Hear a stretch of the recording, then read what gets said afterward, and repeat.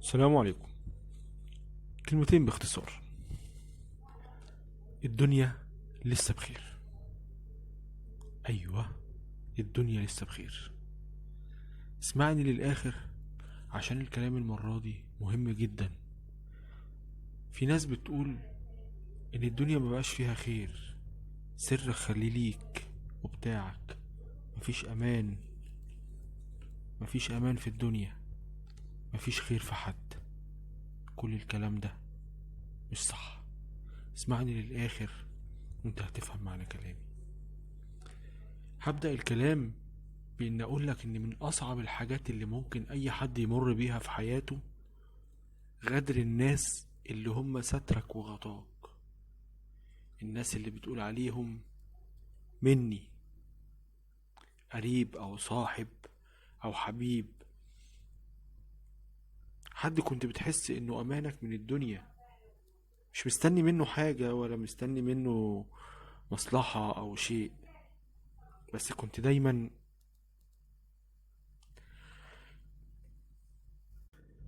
على طبيعتك معاه، في الحلو وفي الوحش. ودايما كان ستره غطى عليك. الناس اللي دايما شايف فيهم ان الدنيا لسه بخير وامان.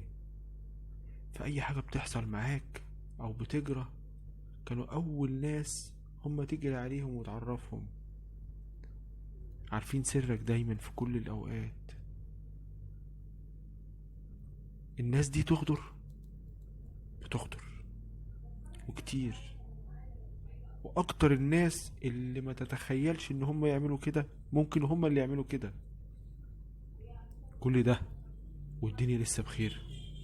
ايوه، الدنيا لسه بخير. بص هقولك على حاجة.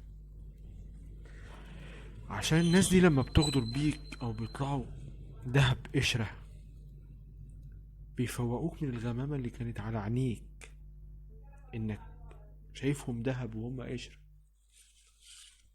الزمن كفيل يطهرك ويظهر لك كل حد قدامك اصله، ان كان اصيل وابن اصول ولا لا. اشكر الاصيل وحافظ عليه. اوعى تندم على حاجة عملتها مع حد مش اصيل. انت عملت باصلك وهو عمل باصله.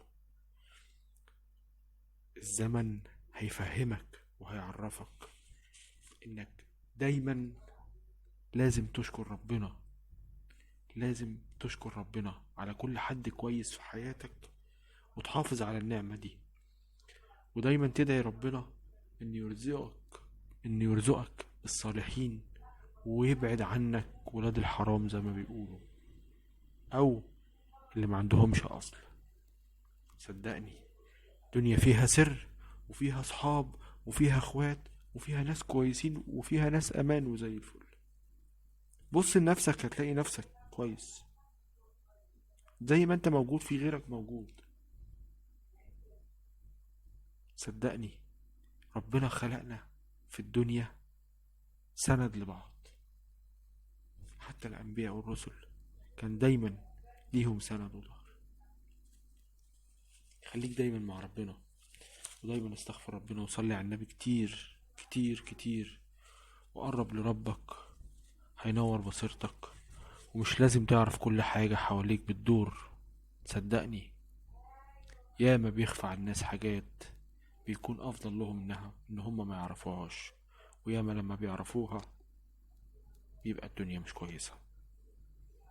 اسف لو طولت عليكم المرة دي، بس حقيقي لازم كنت اقول الدنيا لسه بخير ولسه في امان طول ما احنا عايشين.